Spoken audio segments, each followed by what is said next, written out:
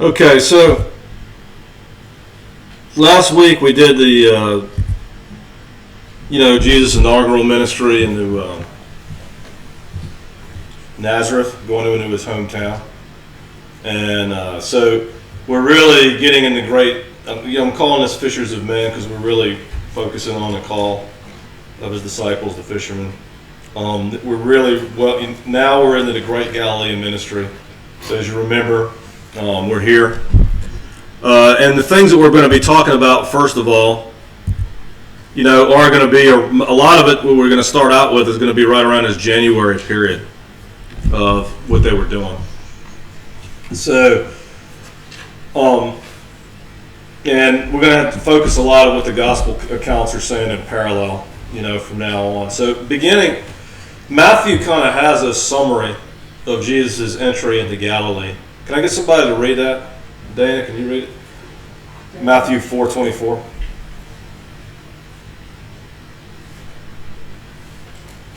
Does anybody need a Bible? Because I got a big stash of New King James too. Or whoever gets there first. I'm here. Okay. Just that one verse, Matthew 4:24.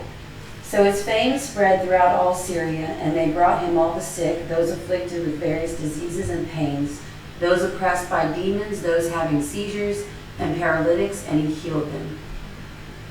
Right, so probably I must have missed something because I figured, so let me just read, I think I have more verses here. But it says, and Jesus went about all Galilee, teaching in the synagogues, preaching the gospel of the kingdom, and healing all kinds of sickness and all kind of disease amongst the people. And his fame went throughout all Syria, and they brought to him all sick people who were afflicted with various diseases and torments, and those who were demon-possessed, epileptics and paralytics, and he healed them. Great multitudes followed him from Galilee and from Decapolis, Jerusalem, Judea, and beyond the Jordan. So the first thing I want to emphasize here that you're going to just see in the four Gospels over and over, especially this what we call the synoptics, Matthew, Mark, and Luke, is that Jesus really did four things. That's what he did. He did these four things. He taught, he preached, he preached, he healed, and he cast out demons. Overwhelmingly in the Gospels, that's what you see him doing. There were apparently enormous, I don't know what had happened, but there was just a lot of demons to cast out, which makes me think that there's more today than we think. That there's a lot of things that we have other explanations for, but demon spirits may be involved more than we think. So just because there was so much involved in things like being mute or being an epileptic that we'll talk about that we would not normally associate with demons in any way. But I want to go through some of the sickness words that we're going to use a lot of here. Okay? So just to get a sense of when Jesus was healing people from sicknesses, from torments, from afflictions, I want to just try to present a full idea of what he was doing. So I'm pulling up a lot of these words. So asthenia is a word you see a lot for just basic sicknesses. But it has a lot of meanings. To suffer a debilitating illness or to be sick. So asthenia basically means being weak, not being able to take care of business. Okay? And so, of course, the main reason is to be sick in such a way that debilitates you, that keeps you doing things. Or it could be just being weak in any way. So some kind of personal incapacity or limitation. Something about your personality, some malady that's in there that kind of keeps you from getting things done. All right, that could be asthenia. And so Paul used the word like that a lot, like kind of a metaphoric, like frailty, like just any moral or intellectual inability to kind of be like the person you should be. Often he uses the word that way. So, and he even uses it like in Romans 14, like weakness from fear or caution, like over scrupulousness, that just not doing what you need to do out of fear, out of hesitation, that type of thing. It can mean all these things. And it has this full range of meaning. Nosos is another very common word that in the Gospels, especially the three synoptics that you see. So it's basically a physical malady or disease, but it often means like distress or anguish of heart or body or mind. The disease of a mind, like in a lot of the earlier Greek literature, when somebody was driven mad or they had a disease of a mind that was going to eventually bring them down, this word nosos, illness, would be used. Like a moral malady or sickness or a character defect, right? I got an example right here from Philo using the word. It says, the adulterer gives satisfaction to his own diseased inclination or nosos. That's what it's saying there. Philo was kind of a Jewish philosopher from that lived around the same time as Jesus. So, I'm presenting this because when you read Jesus praying all day for people and healing all these people, I mean, of course there was a lot of sickness, there was a lot of weakness, there was a lot of things going on, but there was a lot of mental anguish, a lot of mental incapacity, personality flaws that people can't go overcome. Like we talked about this last week, and it just naturally comes up here again as we go through all the words we just read, that Jesus is very much here to get us through these problems that we have. That's why we pray. That's why we fast. That's why we spend time in God's words, to be really transformed by the Spirit of Christ and to be those people that we need to be. I'm going to try to explain some other things that are kind of a strange way of wording these things. But kakos is an adverb in this case. It's kakus, os, long o. It's basically to do something badly, physically or moral. Okay, so to go to the bottom here, like I'm just using here to kakos asked means to ask with wrong motives in James, where he says you have not because you ask not. You ask and you don't receive because you ask kakos, badly, meaning with wrong motives. So it has to do with experiencing physical harm when something happens to you badly. That kakos adverb there. Or it could be bad in the moral sense, like we see here. You're doing something wrongly or wickedly, or you're experiencing something that's bad or wicked in some sense. And of course, echo is to have or to be. And so you see this idiom for being sick a lot. Having badly or being in the bad way. I guess that's the best way I'm trying to describe this. I don't like to use all this Greek letter, because it's confusing. But like, I'm doing this because I don't have any other way to get across kind of the shades of meaning that you're going to read when you're reading the Gospels the way they were actually originally written down. And I'm sure that all this stuff was spoken in Aramaic and it was different. But this is how we have the Gospel in the original. So you have these very intense ways of saying. What I'm trying to get across is, when you read this, you have the things that Jesus were healing, that he was healing. You have some very intense ways of describing what people were going through in their lives, and not just physical but moral. And we can apply this to this day. People are depressed, they're drug addicts. They just keep going. They keep falling off the wagon and messing up their life. All these things are part of what Jesus came to transform and heal, and it's the reason we must introduce Jesus to people and work with them, just like we do, to get people all the way through to everything that the Lord Jesus wants to do in all of our lives. Here I am, pushing almost 40 years of being saved, and still so many things I'm very frustrated about. Because it takes a lifetime of pressing into Jesus, of getting into His Word, of letting His Holy Spirit work in His life to get all these things fixed. So here you have He was healing many people who very badly had or were, they were in a bad way with all kind of, many different poikilos, many kind of sicknesses or maladies. It's just very, very intense. I can't get that across with the way this is worded, and it gets even worse, because you have this word basanos, which basically means, the original basic meaning of this, that all the other shades of meaning came from, is the severe pain that you experience when you're undergoing some kind of punitive torture, right? Like when they were trying to get somebody to confess. In the ancient world, when they were trying to get information out of the people, it was just very common to say, okay, we need to put them to the torture and get this. And so it was very severe pain. It was caused by punitive, punishing torture.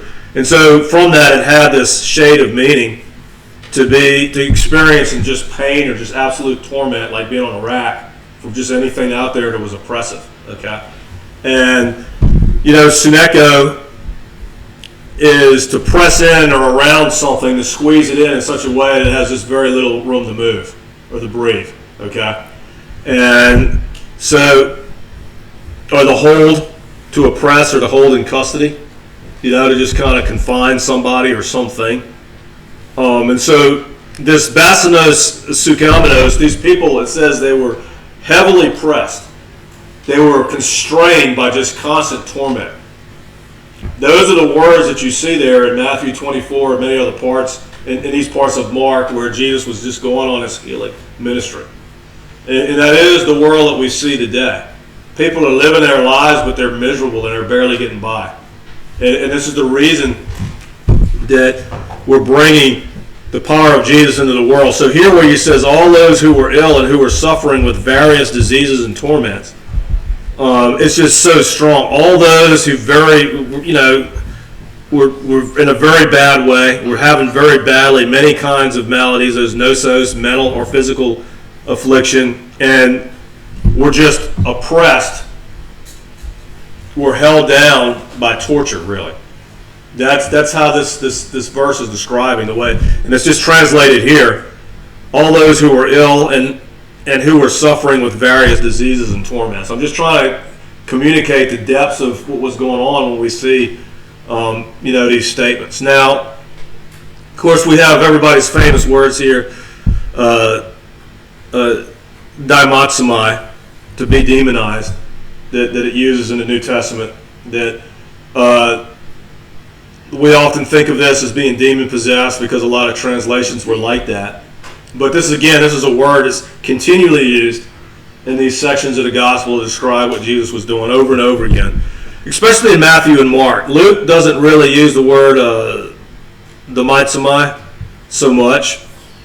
He'll use things like a person having. Here you have a man that was having an unclean demon spirit, is what you see right here. A man who was having an unclean spirit. In Mark, the same. All these are the same guy. So in Mark, it's a man that was in an unclean spirit, and he cried out in the synagogue, as we're about to read. In Luke, it was a man that had a demon, an unclean spirit of a demon, it says. Luke is just saying an unclean spirit. And it's important to understand this. We live in a world of animals, right? Of creatures, of living things, some of which are clean in the Old Testament and some of which are unclean, right? And the spiritual world is the same way. And I want everybody to just carefully think about this and why we live our lives as believers the way we do, and why, especially as Pentecostal believers, that are trying to walk after the Spirit, why do we have to be careful about so many things that sometimes people don't understand, okay? Is that I want you to ask yourself, why do we clean our dishes? Why do we brush our teeth? Why do we wash our hands after we go to the bathroom? Why do we do all these things? What are we trying to protect ourselves from? Basically germs, right? Right, germs, right? I remember I was trying to explain the exclusive, the need to follow Jesus and Jesus alone, to not pray to any other gods, to not be involved in any kind of spiritual practices that are prohibited in the Word of God in any way. And this is why. I remember we were out witnessing in Mardi Gras one year, and kind of that New Orleans smell of vomit and beer that you smell, or alcohol. It's just ubiquitous, especially on Bourbon Street and all that. And you see these puddles, especially after a rain on Mardi Gras, of just unimaginably, unbelievably disgusting, pools of water, right? It's just the most horrible thing that you can see, right? And when I was telling this guy, he was like, why just Christ? And why can't we do all the religions? I said, would you take that water on the ground and just take a cup and drink that? And he's like, well, no way, it's disgusting. And I said, well, why? What are we worried about? Like we just said, it's germs. But you need to understand, just as the world is full of clean and unclean animals, and there's insects everywhere, and there's germs everywhere, and microbes that can make us sick, the spiritual world is very much in a similar way. That apparently we see in these Gospels that it's teeming. It's teeming and it's swarming with unclean spirits. C.S. Lewis just called them the macrobes, kind of in comparison to the microbes. That's kind of his take on it, right? But they're there, and all these restrictions. You shouldn't watch this kind of movie. You shouldn't participate in people that are clearly perverted their entertainment. All these things that we should avoid is because the spiritual world is teeming with things that want to attach to us, just like germs attach to us. It's like all these people were experiencing in the time when Jesus was walking the earth, and that's why he had to continually pray and cast out demons from so many people. It was just a lot. He was casting out a lot of demons as you read this. And to the extent that it doesn't seem like we're seeing this today, I just think it's more behind, it's there, it's operating in people's lives, we just don't see it that way anymore. Because it has physical manifestations, it manifests in physical ways that you can measure, and because you can see it and we can measure it, we can see what's going, but not completely, then we imagine that spirits have nothing to do with it. I mean, cancer is a perfect example. I mean, when cancer's bad, you can see it, and a doctor can see it, but people have really very little or no idea why it goes into remission and why it bursts forth. There's like a chain of about 8 things that have to go wrong in the way your body handles things for it to just fully metastasize.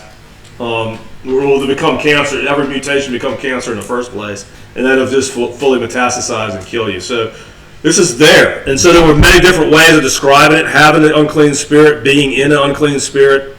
Here you have this word, aklameno hupo, this should be ta, pneumaton, akatharton. So that's like being disturbed, being tormented or disturbed by unclean spirits. That's how it was described elsewhere here. I believe in Luke, somewhere else, maybe Luke chapter 8 or Matthew chapter 8. So there's all these different ways of describing it. And so obviously, when we talk about being oppressed by evil spirits, obviously to some level, if a Christian opens a door, just like you open your door to germs, when you're leading a basically clean life, then there can be avenues for oppression and disturbing and this type of thing. There's another word that was there in Matthew that's very different. Seleni atsumai, which literally means like moon-eyed from the moon or moonstruck, is kind of a better way to put it. But this is the word mainly in the ancient world for epileptics. Sometimes it's translated lunatic. It's only used in Matthew. It's used here in the beginning when he's describing Jesus. He's summarizing in chapter 4 there Jesus' Galilean ministry, but also it's there with that epileptic boy that they couldn't cast out the demon without prayer and fasting. It's very strange because it clearly says he has epilepsy, which is a very physical thing, but it also says there was a demon involved there. Then other Gospels don't even mention the epilepsy; they'll just mention the demon or that type of thing. But we'll get to that when we get to it. But the Gospels clearly distinguish when somebody was basically just a lunatic, or they had a physical problem, they were physically blind or physically mute, or differently when somehow a spirit was causing it. The Bible really does in the Gospels distinguish between those things. It's not that they thought everything was caused by demons and that's why it's different than we see it today or something like that. So, of course, we've got paralytics in there. We've got people that have, it says akon, having mastigas. That mastix is basically a whip.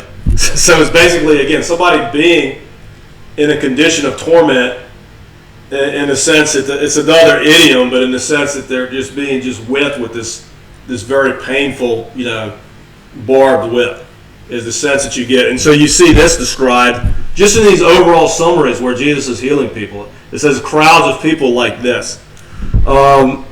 Particular people would be Blamanain is just thrown down with something, like the centurion's servant was just thrown down, cast down with fever, or Peter's mother-in-law. Or in Luke, she's said to be just held in, constrained, held down with a very intense, great fever. Or where in Mark it just talks about her being feverish. Okay, but to go on, there in Matthew it also talks about all these people that were coming from Syria, which is up here in the green, from Galilee, from the Decapolis, which is here, from across the Jordan. Beyond the Jordan is Perea, right here, when it talks about these things, and from Samaria, Judea, Jerusalem, and even Idumea, where Herod was from. That's where the Edomites ended up settling. Idumea was Edom, basically. They ended up settling here on this side because the Nabataean Arabs kind of drove them out over to here. They used to be, in the Old Testament, they were kind of over here. But you'll see, what I'm just trying to describe, you'll see in places like Matthew 24 and right before the Sermon on the Mount, it'll be even more extensive, people from Tyre and Sidon. And I'm just trying to give you a sense of where all these people were coming from, of how much his fame was spreading out there. Now, remember, he's going to be walking along the Sea of Galilee. We remember last time we saw that the Sea of Galilee basically is about the size of Lake Maurepas. Very different, though, because it's not all muddy and sloppy and swampy like there it is. It's really something more like you would see out west, like California around Mount Shasta or something like that. You'll see that in some of these pictures we're going to see, but it's mountainy. It'll have cool winds at times. It would be a much more pleasant experience than maybe out in the summer fishing in Lake Maurepas. It would just be a very different type of thing. But again, this is a more detailed map, and you'll see these little harbors on here. It's small enough where they can actually put these harbors on the map where fishermen were doing their thing, right? So you see Bethsaida means the house of fishermen, where Philip and Peter were originally from. You see Capernaum, where Peter had his big house later, and where their business was based. There's this place, Tabka, right here, which is like where this is a major fishing spot. It's probably where Jesus saw them fishing, as I'm going to describe. And it's also probably where they took that big miraculous haul of fish when Peter says we've been working all night and we have nothing. Here's the Gennesaret. Here's where the demoniacs are, Gergesa. But the thing about Tabgha here, so they had warm springs that were coming into the lake. And remember, we talked about when it said like there's 4 months left to the harvest, that it was probably January around this time when Jesus was first showing up here in Galilee. So it was winter. Because it was winter, I'm going to show you some of the different kind of fish that they would have been fishing at that time. There was kind of 3 main types. But the best, the easiest to fry is what they're called mush, the cone, which are really like tilapia. Those tended to go north to the northern shore of the Sea of Galilee in the winter. And with that warm spring, large groups of them could be attracted to right around here, okay, where that spring was coming out. So another view of the Sea of Galilee. I don't know what these numbers mean. I like to give references when I get an image somewhere, and apparently I got this a long time ago, and I no longer know where it comes from or what it means, but it's a very good physical map of the Sea of Galilee. You see the south shore here. Here's the north shore, again, Bethsaida, where Philip and Peter were from, Capernaum, where Jesus' headquarters were, and you can see all these mountains all around, right? You can see the cliffs where the pigs ran off the cliff into the sea. You can see the plain here, where Jesus showed up at some point after, feeding the 5,000. And you see all these areas, but you can see how some of it was flat and a lot of it was really mountainous. And it kind of gave the area its look, okay? So, as we go through the great Galilean ministry, I'm going to break it down into these circuits, okay? Because that's kind of how Mark does. Remember, the Gospel of Mark is your backbone.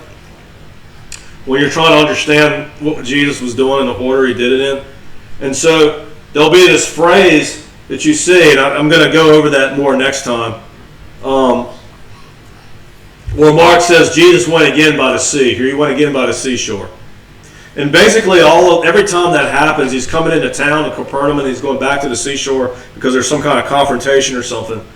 Every time that happens, there's going to be a new kind of circuit where he goes around preaching. And so what we're talking about tonight is the first Galilean Circuit, okay? Which not a whole lot that we know about in the Gospels happens here, but it's very crucial because it's where the word really gets out for the first time. So I want to go to this call of the first four: Peter, Andrew, James, and John. What you're seeing on the left is the way it's described in Mark, and it's pretty much the same in Matthew. And you see this other kind of calling of them from the seashore in Luke chapter 5. But it turns out it's very different. And I got to be honest for you, I have been, out of all the things in the Gospels I've tried to understand, I've been trying to understand this and try to understand what's going on and how these two things go together. I mean, almost continuously for 30 years, right? And I feel like I kind of can present to you what happened in the order that it happened and what was really going on here and why it's very different. But you'll see right away in the Mark and Matthew, it says first of all, the most important thing is. I wish I had a better slide for this, but let me just give you a summary of what happens here. Luke, Jesus comes. He leaves Nazareth. He goes by the shore. He calls Matthew and Mark. The four fishermen in Matthew and Mark. He goes into town. He preaches in the synagogue, casts out a demon, heals Peter's mother-in-law, and at night when the sun goes down and Sabbath's over, the whole town comes to be praying. He gets up in the morning. Everybody's looking for him. He goes off to pray. They say, "Where are you?" And he says, "Look, I need to go over to all the other villages also." And that's the first Galilean Circuit, okay? That's when it starts. So all this happens, but what happens, like in Luke has Jesus coming. He has him going into the synagogue, casting out the demon, healing Peter's mother-in-law, healing the whole town, going off and praying in the morning. But Matthew and Mark have him calling the fishermen before that, and then they go into town, and Jesus preaches. And Luke has them do all that, and then has this scene by the lake here. And after the whole synagogue thing, and after that whole night, that long, busy day and night of healing, okay? So what's going on here? Well, there really are very different situations. If you look at it, he saw Simon and Andrew, his brother, casting a net into the sea. The word net is that amphiboblastron. That's like a circular casting net. I'm going to talk about these nets in a minute. And then James and John, his brother, were in the boat mending the nets, in the boat, all right? Here, Jesus is preaching. A multitude gathers around him by the side of the lake, and he sees two boats standing by the lake. The fishermen have left the boats, and they're not casting anything, but they're washing their nets. They've already, and we're going to find out that they've been fishing all night, which is another real clue about what's been happening here. Okay, so it's a very different situation. Can I get somebody to read Matthew 18 through 22, and then somebody else to read Mark 16 through 19 to just get the whole picture here?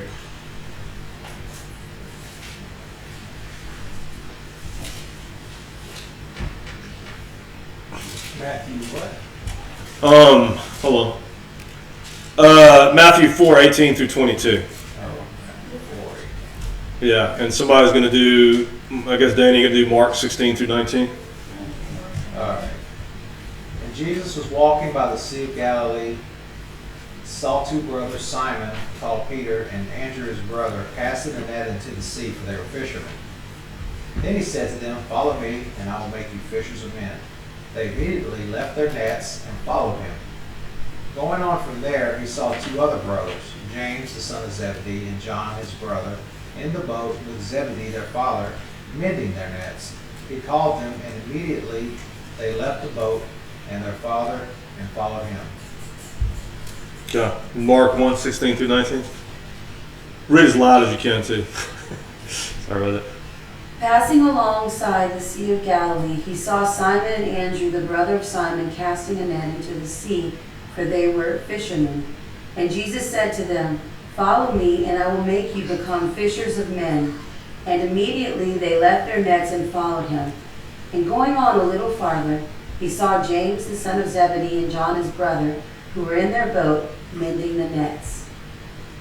Okay. So I'm going to try to give some information about the type of fish they were catching and the type of nets that they were using. And there's really a lot of information about, and this is like, what I'm showing you here is the source for this.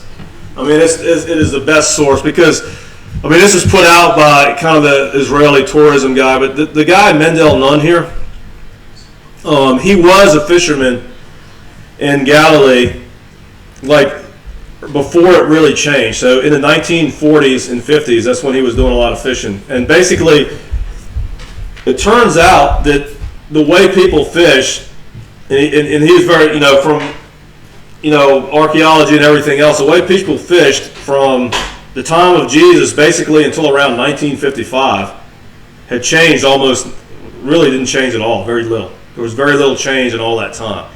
And so the Arabs were just still there, kind of fishing the old ways. And when they were moving in, kind of before Israel was declared, the kibbutz and all that, they were fishing in the same way too. So this guy was doing this in the 40s and 50s. And so what changed in 55? There's a lot of things. You had synthetic fibers instead of cotton or linen that the fish could clearly see and just operated in different ways. Then you start to have like monofilament line and synthetic fibers that are kind of transparent and very, very thin that they can't see. You had motorized boats, fiberglass boats, fish radar. All these things started to come out, and so the nature of fishing radically started to change on the Sea of Galilee. But he was there participating in a lot of this before all that, and also new fish were introduced into the lake. They greatly increased their catches and that type of thing. So a lot of things changed. So 3 types of main fish, like one is the musht, the cone fish, which is basically a tilapia. It goes up to about 3 pounds, and it's very flat, and it's got very little bones. It's got like a backbone. It's easy to remove and kind of cut and take the 2 sides off. So it was just really easy to eat and fry, and so people liked it for that reason, and it's very popular for that reason. And it was kind of a family. They're unusual in the length of time that they take care of their young and the length of time that they stay together. They were kind of these family fish. So they were the only large fish, and I mean like not the sardines, which we're going to talk about in a second, that really moved in these big, huge shoals of groups of fish. It explains some of these catches that we're able to get. So here's a picture of those fish, kind of tilapia, mush type fish that are the ones that are called St. Peter's fish, they're called, and they're in the Sea of Galilee. Then you got kind of these carp, barbels or carps. I'm going to show you 2. I'm going to show you. There's 3 main types, but they're trout-like fish, and they could get pretty big and heavy. So I mean, they could get up to 15 pounds. This one right here, the longiceps, was bigger. It could get heavier, but this other one that was very popular, the Barbus canis, it was small. These are kind of long, big fish like trout. It was smaller, but it made up for it, and it had kind of a bigger, fatter belly. So both of these fish were pretty meaty. They fed on sardines, so they tasted good. And then, of course, you had the sardines. They were in large numbers, and they're small, smaller fish, and they could be, up to half an annual catch. And so these other ones, people tended to want to catch them and sell them right away and eat them as meals fresh. Whereas the sardines were usually salted and pickled, and there would be these long-term meals. So like the boy, when Jesus was feeding the 5,000, with the 5 loaves and the 2 little fishes or whatever, it would be these sardines. Whenever you're reading about that type of thing, when the people were eating the fish like there for a lunch or something like that. That's what it would be. So these are the two main ones that I talked about. The Longiceps and the Canis, a little bit smaller but a little bit fatter in the belly. They use a certain types of net. They needed bigger nets. They had to have different types of nets to catch these and the other ones. Okay. I don't know what happened there. Did I lose it? Okay, so this one is also a carp, but this was kind of a bottom feeder. It ate a lot of rotten stuff, so it didn't taste good, so people would throw them out. They wouldn't want to eat this so much. And then here's your sardine. Okay. So you got your three types of nets. All right. One of them is a cast net, and that's what you read about when it said that he saw Peter and Andrew casting a net out. Well, the word that's used there is amphibulastron right here. It's a circular. It's what they were casting. A trammel net is a type of net that has always been used there and actually still is today. It's kind of complicated, so I'm going to talk about that in a minute, okay? But it's not. It's just the word, whenever it's referred to in the Gospels, it just uses the generic word for net, diktoon, okay? And then, of course, there's a drag net, the sagani. We're going to talk about that later in when we get to it, like Matthew 13, where it talks about the kingdom of God was like a drag net. We're not going to talk a whole lot about it here, although I am going to have some pictures of it. But there's that casting net. It's a circular thing.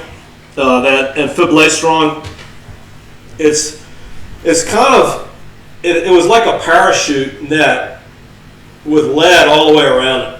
And it would cast this out there, and it would drop down like a parachute, and the lead would bring it down to the bottom, and all these fish would get caught into it. And they had different sizes. The one for sardines, they would just cast right out of the boat. They had much bigger ones for bigger fish, and it was a little bit bigger of a job to cast those out, as we're going to see in a picture. But the thing would drop. It's this big circular net. It would drop down like a parachute. The lead would hold it to the bottom, and a bunch of fish would get caught into it if you did it right.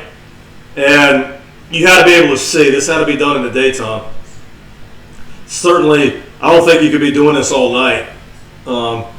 And the way you got the fish out is, just like Peter jumped out of the boat in the end of John, you jump out of the boat, go underwater, and pull out the fish that are stuck in the net one by one and put them in a pouch. There's one way they would do it, because they're doing this kind of stuff all day. Or if it was really big, they'd grab it in the bottom by the lid and hold it together and either drag it in the boat, or if the net was really big and full, they would just drag it behind the boat.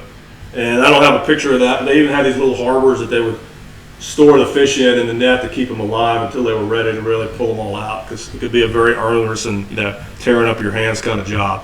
So there's some more people doing a cast net into the sea, and there are people mending their nets. Of course, they're mending drag nets here, which was huge. Drag net was like at least an 8-man job, probably 10-man job to get the job done. And we're not going to talk about that until later in the Gospels. But you can see them mending the nets here. Now the trammel net, still used today, and this is clearly, I'm going to tell you why, but this is clearly in Luke chapter 5 when Peter said we've been doing this all night and we haven't caught anything.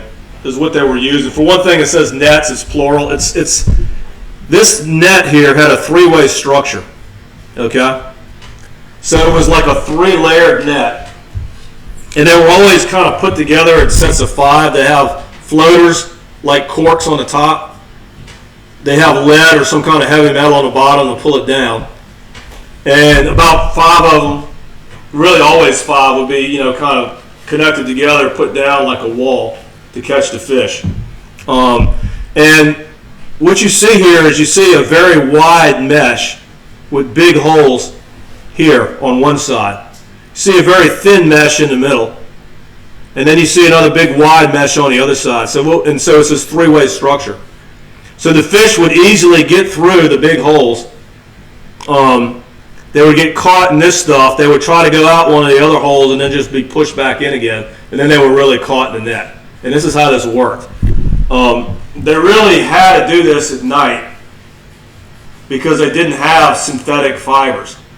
They were using stuff like linen and cotton, and the fish had to not be able to really see it. Okay, and so this is the type of thing they may do several times, like 5 times in a night, put it out there and kind of pull it in and gather a bunch of fish. They might just leave it out there all night for the fish to get caught in it.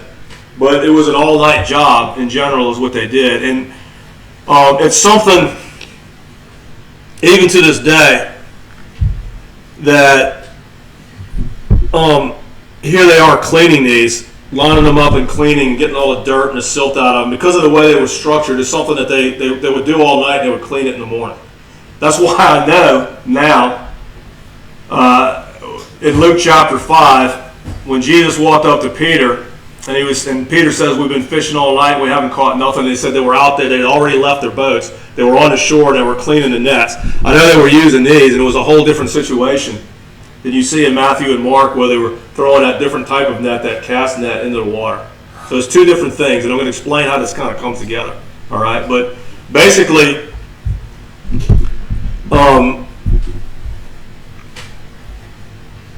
I'm saying most people believe, and there's even a church built there to mark this.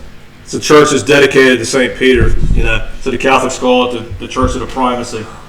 It's just kind of a popish name, saying that Peter, the primacy of Peter that they've given that church. But it's built over this big rock that they felt like was the table where Jesus cooked that breakfast at the end of the Gospel of John. Okay, but it's here, and like I said, it's got that warm spring that in the winter, when all those kind of St. Peter's fish, those moosh, would be going up there, that they would be attracted to that warm water.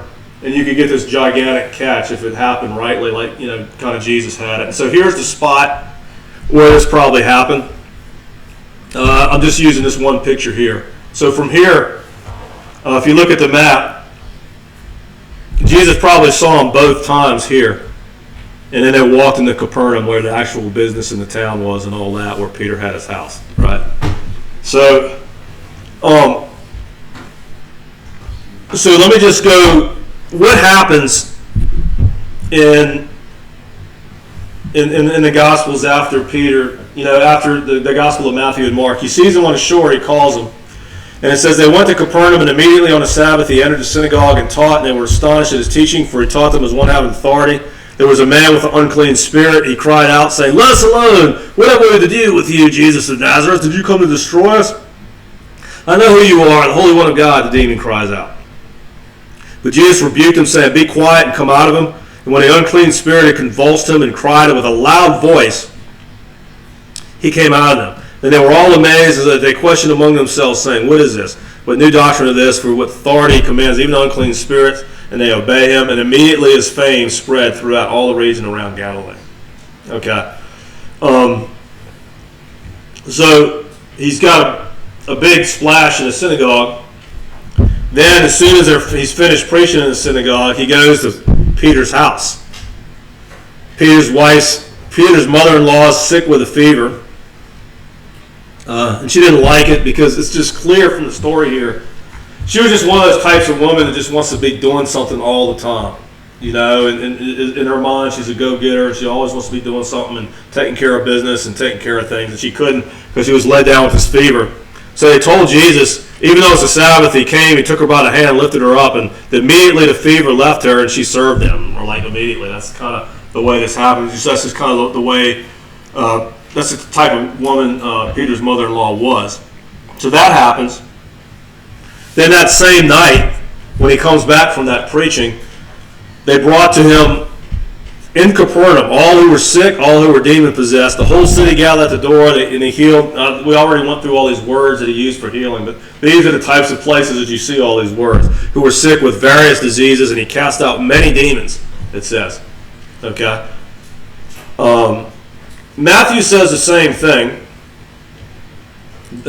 much more shortly, because Matthew's got this way out of order, like after the Sermon on the Mount. I'll explain that structure after we finish the Sermon on the Mount, why Matthew puts stuff where he does. But so he doesn't have anywhere near the detail, but he does add a prophecy. He said that when Jesus was healing all these people, Matthew says he fulfilled the words by Isaiah the prophet. He himself took our infirmities and bore our sicknesses. That's from Isaiah 53. I mean, obviously that's the most well-known prophecy of Jesus, the most explicit prophecy of Jesus coming to be an atonement. Not just a conquering Messiah, not just a Savior of the world that's finally going to bring justice, but also the suffering servant. It says, "Who has believed our report? To whom has the arm of the Lord has been revealed? For he shall grow up before him as a tender plant, and as a root out of dry ground. He has no form or comeliness, and when we see him, there is no beauty that we should desire him. He is despised and rejected by men." This is the whole context that Matthew is trying to bring to people's mind when he quotes this. "A man of sorrows and acquainted with grief. And we hid, as it were, our faces from him. He was despised, and we did not esteem him. Surely he has borne our griefs and carried our sorrows." That's the part Matthew quotes right there. But just like everything else Matthew does with these quotes, he's trying to evoke this whole massive amount of stuff that people would know he doesn't want to just bring in to his quote. "Yet we esteemed him stricken, smitten by God, and afflicted. But he was wounded for our transgressions. He was bruised for our iniquities. The chastisement for our peace was upon him, and by his stripes we were healed." Jesus' death on the cross, his shedding of blood, paid the price for all our sins. And we are in a sinful condition. Our condition of mind, just like Philo used that word for sickness, nosos, and talked about the mental malady, the disease of the mind of the adulterer, and of all other kind of sins, right? All these things, that's why it says by his stripes we were healed, because the condition that we're in, a sinful condition that we exist in since sin came into the world, Jesus suffered to bring that all away, and says that we all like sheep have gone astray, have turned everyone to his own way, and the Lord has laid on him the iniquity of us all. That's why we've got to bring people to Jesus. As everything rots and falls apart around us, we've got to get this message to them. But it goes on in Mark, "Now in the morning, having risen a long while before daylight, he went out and departed to a solitary place, and there he prayed. And Simon and those that were with him searched for him. When they found him, they said to him, 'Everyone is looking for you.' But he said to them, 'Let us go into the next towns, that I may preach there also, because for this purpose I have come forth.' And he was preaching in their synagogues throughout all Galilee and casting out demons." That's the first Galilean Circuit. Okay. Now,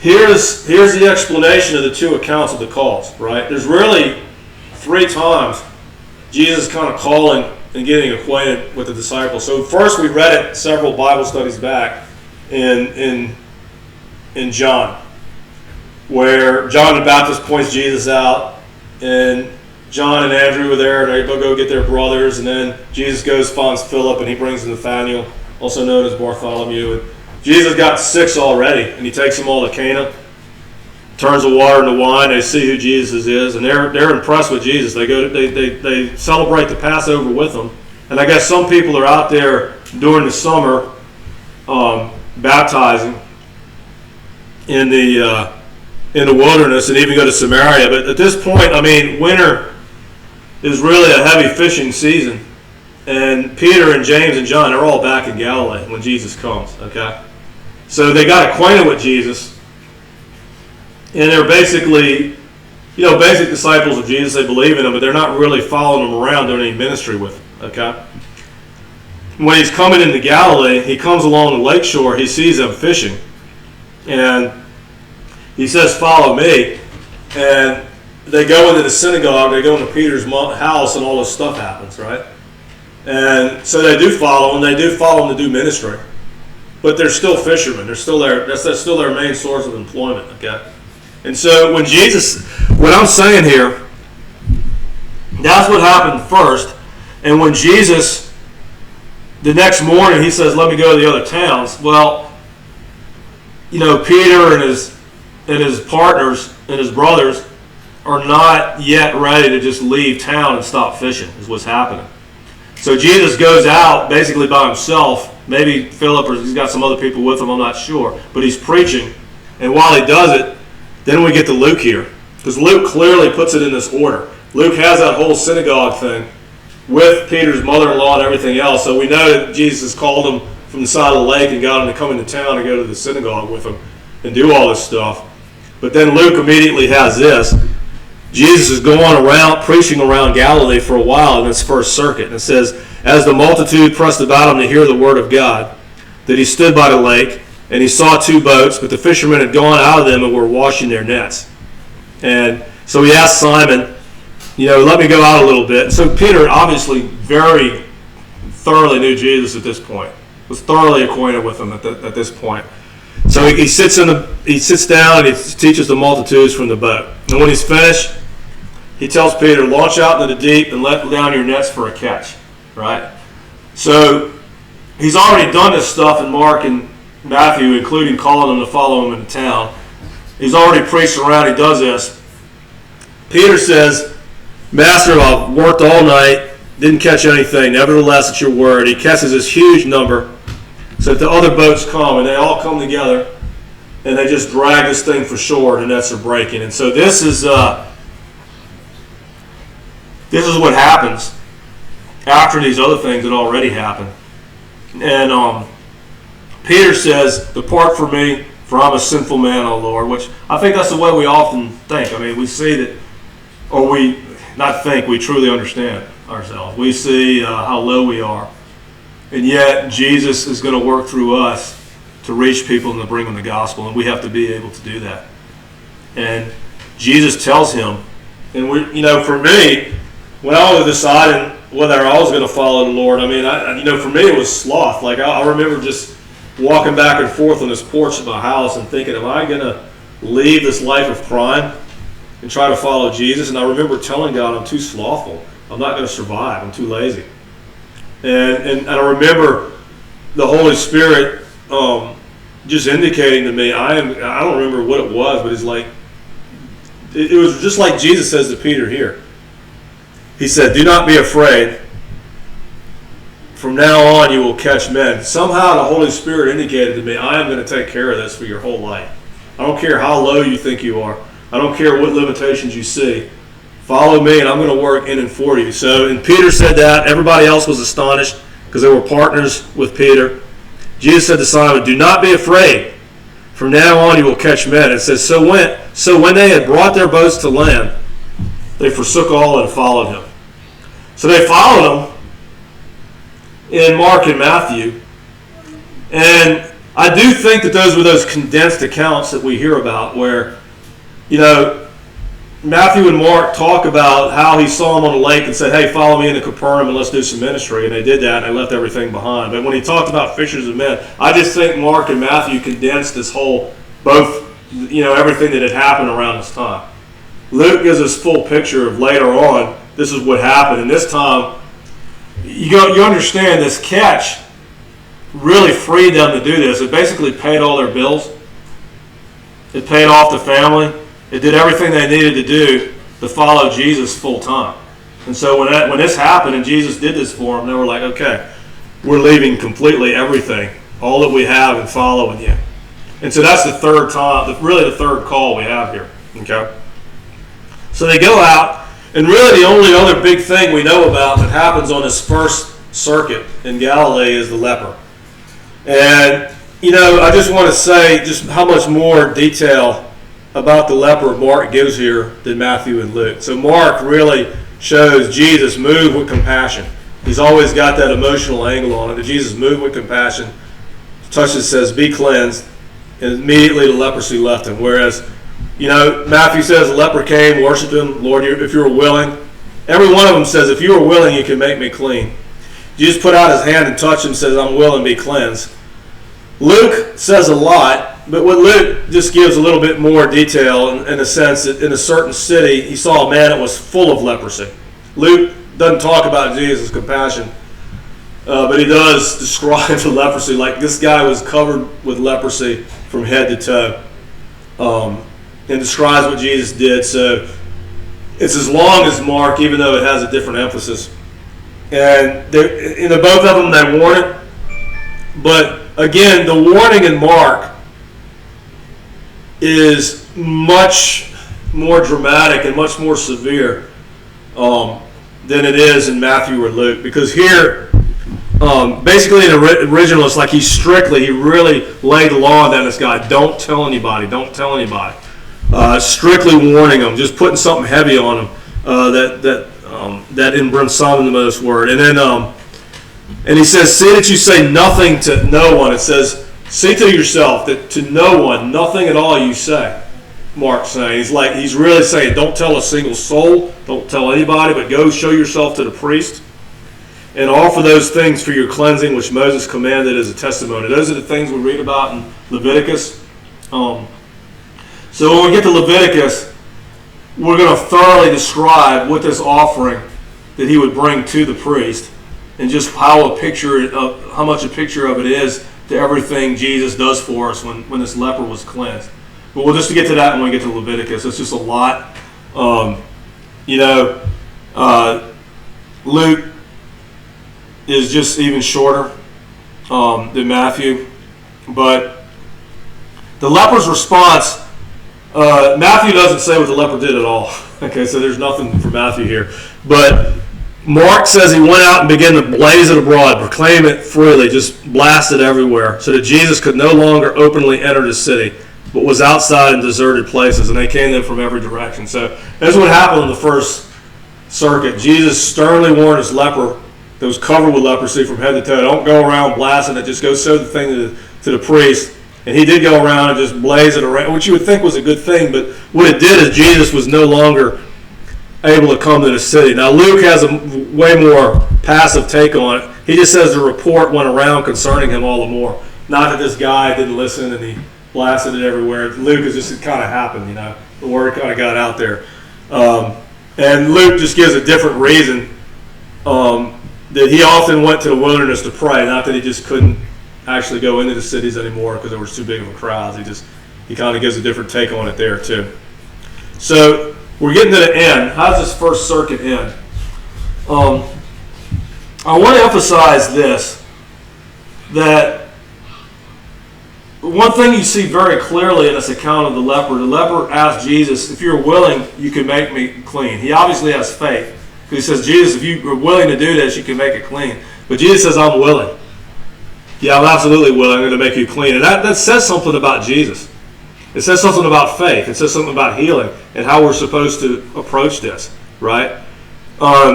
Because right after, the next verse after Luke is, next couple of verses, I should say, after Luke is talking about how Jesus said, I'm willing, be cleansed. Of course I'm willing. I want people to be healed. It says here, now it happened on a certain day, as he was teaching, that there were Pharisees and teachers of the law sitting by who had come out of every town of everywhere, Judea, Galilee, and even Jerusalem. And it says the power of the Lord was present to heal them.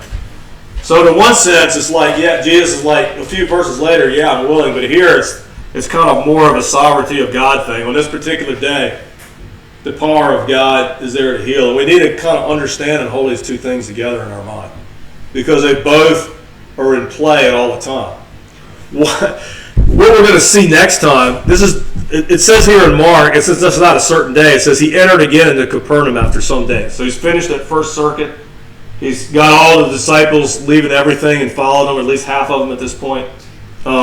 He heals a leper. He's back in Capernaum again. And now he's in his house, Peter's house again, where so many people are gathered against the door that they can't get in. Next week we're going to talk about the paralytic being healed. But the sovereign thing about this day is that was the day that every Pharisee and teacher of the law needed to hear something. And that day that they were there and God needed to do an object lesson to kind of bring the next thing into play here,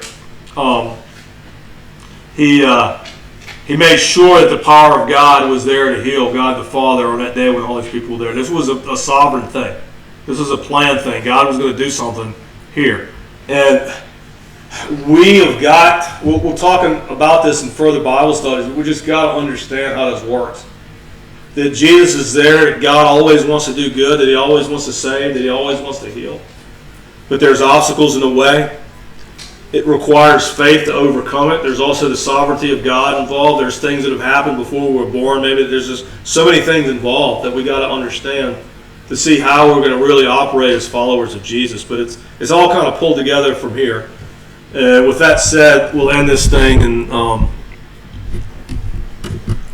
we'll see. We'll get into the questions and the prayer.